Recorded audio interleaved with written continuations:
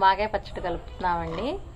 మేము ఒక రోజు కోసి ఎండబెట్టుకుంటాము మాగాయ ముక్కల్ని. ఎక్కువ రోజులు ఊరేసి అలాగా ఉంచమన్నమాట. మేము ఒక్కరోజే ఎండబెట్టిన తర్వాత వాటిని పచ్చడి కలుపుతాం అన్నమాట. ఇప్పుడు ముక్కలు వేస్తున్నాము.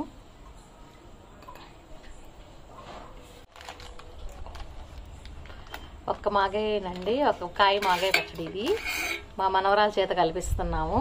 ఇప్పుడు ఆయిల్ వేస్తున్నాను. అనుశ్రీ కల్పమ్మ పచ్చడి ఆవపిండి కలుపుతున్నానండి. నెక్స్ట్ కారం,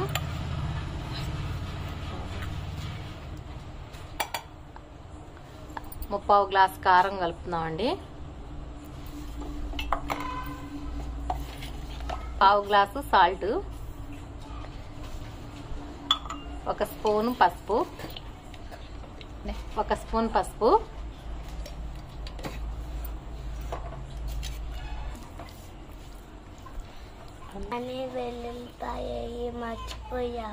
మర్చిపోయానమ్మా. ఇది వేస్తున్నా చూడు, కలుపు.